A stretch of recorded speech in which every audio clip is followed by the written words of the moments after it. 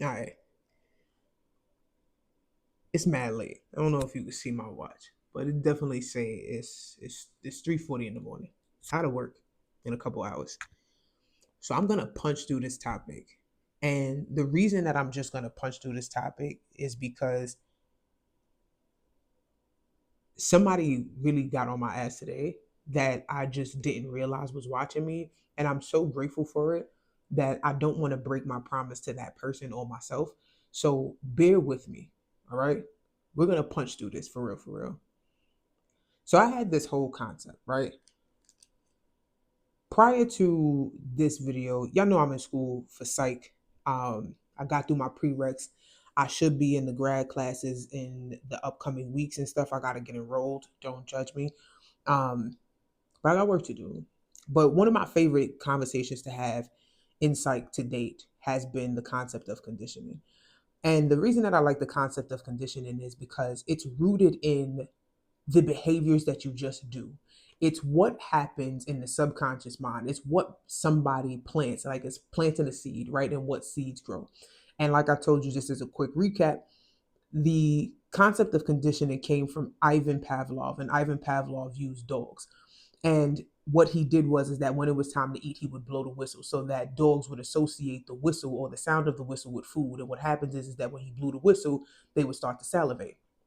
Now, based on that, even if you didn't bring the food, if you blew the whistle, they associated it with the food. So they would start to salivate. And you learn the concept of conditioning. Now, what's interesting about conditioning is that the concept of conditioning or the theory of conditioning is also rooted in PTSD. So the perception or the coming of PTSD or post traumatic stress syndrome is that same thing. That overexposure and that stimulant creates a specific signal, a specific response in the body based on something. So, hence, the whistles with the mouth salivating is no different than the person that hears the bomb or a boom sound and thinks of a bomb and ducks, right? So, it's the same thing, right? So, every single thing that I'm learning in psychology, like there's this concept of a pendulum. It goes back and forth, right? So it could be good, regular, normal. It could be bad and concerning. And even if it's already a bad thing or a dangerous thing or anything like that, or it's unusual, there is a pendulum in that thing, right? So it goes extreme, left to right, right? So this is my thing. I really like the concept of conditioning, and I started to sit with conditioning and the perception of racism and how racism kind of works so no different to that dog whistle.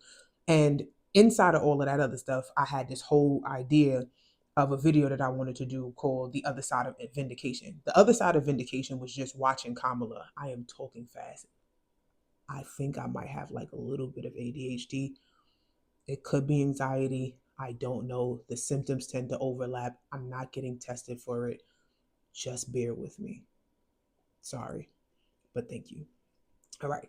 So in watching Kamala go through all of this stuff with this presidential race and watching everything come to pass, and we're watching all of the stuff that she talked about, but it's not just that people already heard this stuff. It was like, yo, at the time that she said all of these things, not only did she tell us that this stuff was going to happen, but during the time that she was saying it, everybody was trying to shit on her. No, I'm sorry. I take that back. They were shitting on her. Like we had folks that was outright calling her a liar, saying she's misrepresented. We've had people talk about the Biden administration and how terrible and shit he was because people don't understand economics, and that when you are coming out of a terrible economy or a terrible economics such as the previous presidency, right? There's going to be a lingering effect. Nothing happens instantaneously, but with things like social media, and again, people being conditioned to having an instant gratification, people don't have patience or understanding, and they don't have nuance or critical thinking because, again, of this conditioning and this other thing called the herd effect. Now, I'm kind of going all over the place, but outside of the other side of conditioning, going back to that concept, she had to get shitted on, and she had to deal with that. So while we're talking about how right she was at the time, and while that might feel good, what do you think happens to all of the experience of being shat on while she was trying to prevent the devastation that we are experiencing currently? That's the other side of vindication. Of course, I could spend more time there, but that's not really why we're here. Now, I had another video idea that I wanted to do. And what was this other video idea? I can't remember it. That's crazy. Ah, flattery. That was what it was. Because I'm watching this president in office, and I watch all of the people, the capitulation, the the high praise, and all of these different things. And it doesn't matter how bad it is, you just got to say these nice things, and you got to keep him flattered. And it made me think about the importance or the value of flattery, and that people will flatter and be flattering to the extent in which they feel good, right? Like, and it was wild because it was just like, yo, where is all of this ass kissing coming from? Like, who does that? But like I said, it made me think about celebrities. It made me think about, say, like a Cardi B, right? Where everybody was so happy for her, and like she had like this real Cinderella sort of hip hop story, right? Where it was like, if she really came from the mud, figure all this out. And she meant it when she said, "Oh, my little 15 minutes lasted long as hell, huh?" Like, and just being to the point where people don't find her flattering no more. Like they don't feel good about her no more. And not in a general sense, but the ones that feel a certain type of way, they are very loud about it. They are very aggressive about it. Now we could get into all of the nooks and crannies of the BS with the barbs and all that other stuff. I'm gonna get back to that too. I'm gonna get back to Cardi and Offset and all that because this is the concept that I wanted to dive in. But I wanted to talk about the other thing that she tends to do, which is this crash out. And I once upon a time said that the crash outs are valid because in psychology, there's like this deterrent model, and essentially that people don't stop messing with you until you crash out, which means, in short, is that people not going around regulating the bullies. They bothering the passive people. So bullies are growing because they messing with the people that they feel like they can mess with.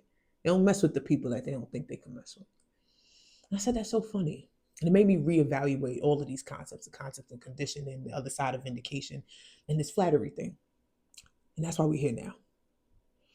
When we go about this conversation around conditioning, I've said that I believe that racism is conditioning, that you've built up, superiority and inferiority, like it's planted in the mind, and people are conditioned to behave and act in a certain way. And most of us kind of follow what we are told. And what made me pay a lot of attention to it was just navigating the workspace, right? What happened to Kamala as a Black woman at that level, it's not exclusive. I have a lot of stories that I'm also going to share because I think that it'll be cool. And I want to break them up into like series and whatnot, but we'll get into that stuff later. Black women in the workforce and just our experience in America in general, I had to really sit with it and say, like, what exactly is this about? Because I go through a hard time. Like I get shit at work. I really do. And my current job is not bad, but like it always happens. Everything be smooth sailing, and then all of a sudden there's a shift, there's a change in the tide, and folks are different. And I thought about it, and I said, you know what, Sarah? I think that you forget that people have been conditioned to perceive Black women as the struggle group, as the less than group. And then I sat with that a little bit longer, and I said, you know what? What happens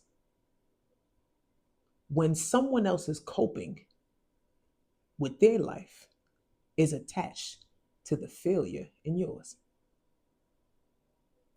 You see, what I mean when I say that is white people are struggling too. But the thing about racism, the thing about capitalism and its construct, the underbelly or the psychology, the conditioning is that, yeah, your life is hard, but your life isn't like that person's. It's like, wait a minute. You know how like you grow up and it's like, oh, don't forget, you might have it bad, but there's always somebody that got it worse. And then what happens like when that's the baseline? When your ability to cope with the life that you have is entirely wrapped up in someone else's failure. Because that means as soon as that person is not failing, you no longer have the capacity to cope with what's happening in your life. And what I never thought about was Black women are the bottom of the barrel of struggle. And when we start living a life that's too soft, that's too pretty, that's too luxurious. We are officially disrupting the coping of the people that typically sit above us in this class system. And when I tell you that that is a very difficult thing to digest, and the more I sit with it, the more it seems true. Because we have the conversation about Kamala, sorry. And it wasn't about anything besides the fact that you can't have this black woman go this high up because black women are supposed to be having a hard time. This is why people are still having the conversation. Stephen A. Smith got his black ass, his Atlanta housewife ass on his show and said, if she ran for president in 2028, she don't got a shot at winning. Because I said, sir, somehow in your brain, her failure is still attached with your coping of existing with whatever is hard inside of your life. And that shit is mind-boggling to me.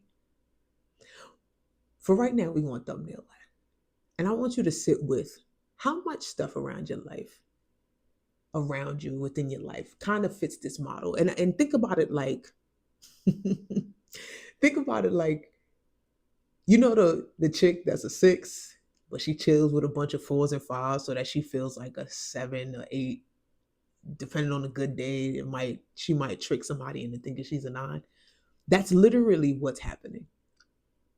Like, we've become the less desirable to prop everyone else up. Think about the Sydney Sweeney and Beyonce Levi. Like, it doesn't even make sense that white people got so upset about Beyonce's Levi jeans commercial. And I'm like, if she's been doing these commercials for a year, she has a song called Levi's Jeans.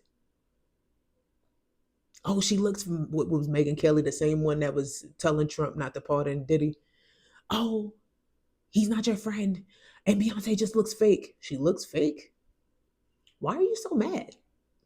Because our jeans are better? Think about that. Oh, don't worry about it. For anybody whose life is hard, there's somebody who got it worse. And how many people look at you and your failure is helping them cope with their hard life? I'll be back because you know why? I'm going to talk about Offset being on Joe Budden's podcast, talking about his soon to be ex-wife. I don't even know what's happening there, but we're going to come back. But I appreciate y'all. As always, just being super cool. I'm super tired. I don't want to rant too much because this video will get too long real quick. It's going to be a one take and I'm going to bed. But as always, thank you. If you like it, just give me a thumbs up. Leave a comment. I appreciate each and every one of you, per usual. And I'll see you next time.